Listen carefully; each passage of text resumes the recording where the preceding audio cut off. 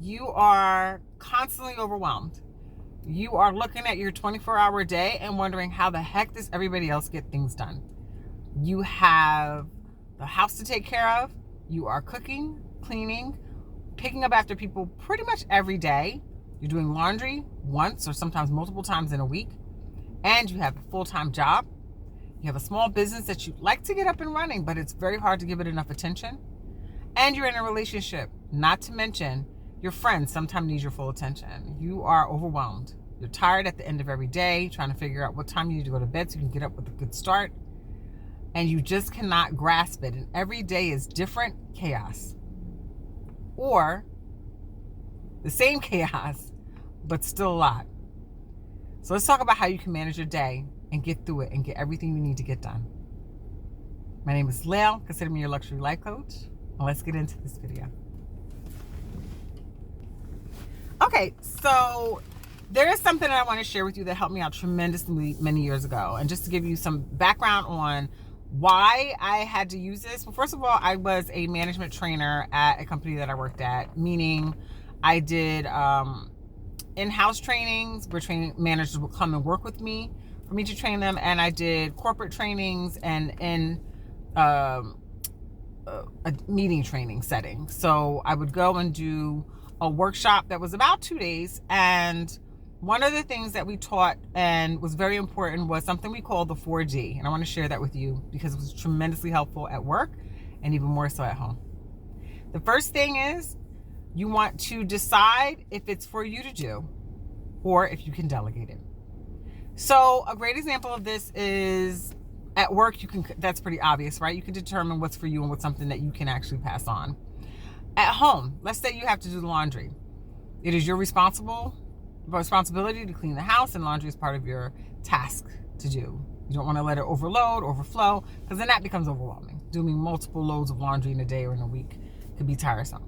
So you have a child who's 10, 12, able to understand English and take instruction, and it's about time that they learned how to do laundry. So maybe you show them how to wash the towels or the linens or the toiletries, not the toiletries, wash the basic things in the house, and teach them how to wash their own clothes. You teach them how to sort.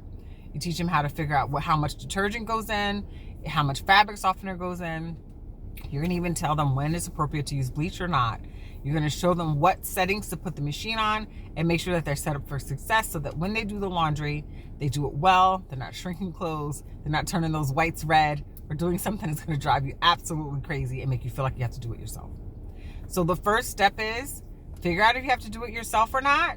And if it's something you can delegate or you can train to delegate in the future, take the time to do the training if you're able to train the person. Because it may be painful at the moment when you're training them. You may be thinking, if I have to show them how to do it, it's taking up way too much of my time. I could just do it myself. You've missed the point. You are meant to train them so that in the long term, you will have somebody else that can help you with this task. If you don't train them now, in the long term, you're still going to be the one doing it and you're never going to get out of this loop of craziness. All right. The next D is do it now or do it later. All right. So you determine if you need to do it or if it's something that you can delegate. And if it's just for you, if you are at work and I am, for example, the one who does the schedules. Can somebody else do the schedules? Maybe. My boss could do the schedules, but he has enough on his plate, so that's why he delegated it to me. So I don't give this to anybody else. This is my responsibility. But the schedules are done in a way that I'm not dealing with schedules every single week, which can be time consuming. I do the schedules monthly.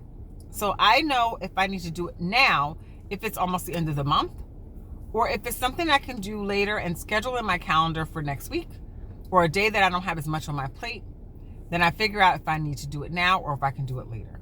It's really important that you get a grasp on this, because a lot of times when we go through our day, the first thing we're trying to do is everything. We get in our brains and we get a little overwhelmed and we know we have a million things to do. And because of who we are and how we work, we want to get everything done. But sometimes you can take a deep breath and say, all right, Do I need to do this laundry right now? Can I do this laundry in a couple of days when I have a free day? Because right now I have to go to the store, I have to wash the dishes, I have to do my daughter's hair, I have to prepare for my husband to come home, I have to clean up a little bit, I meant to change the sheets on the bed. Doing the laundry right now would just add to overwhelm, and I'm not going to get to bed till 2 in the morning. So I think I will do the laundry in a couple of days. Do you understand what I mean? Like, figure out what is an absolute must for you to do right away. And usually that will just depend on the timing of the due, when it's due, how long it's been sitting and waiting. If something's been sitting and waiting for you to do it for weeks, make it urgent. Make it the thing you have to do right now. But if something doesn't have an actual expiration date on it, or a timeline, or a due date, just look at your life and figure out what makes sense to do now and what you can do later. Okay. The next D is actually do it now. Since we just talked about do it later. Do it now is a thing that you know it's urgent, it's for you, and it must be done now. This 4D is not something that's really negotiable, and you know it's not negotiable. If I need to clean the bathroom, or cook dinner, or pick up my daughter from school because she just finished her track meet, what am I doing first? Obviously, I'm saying obvious, but I'm just giving you a really good example. I'm going to go pick up my daughter first. And then I'll come back and I will cook the dinner. And then I will do the laundry. Or do the laundry, and while the laundry's going, I'll cook the dinner. One way or the other, I'll figure out the task in the order of importance. This is really important for you to know how to do so that you can understand what your priorities are for your day. The last D, probably my favorite one, is don't do it.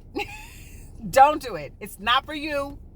You don't need to do it now. You don't need to do it later. You don't need to delegate it. You can actually throw it in the trash. It is not something that you need to do. And a good example of this, if we're talking household stuff, might be doing your daughter's homework for her. That would be terrible. That shouldn't even be on your list. Take it off the list.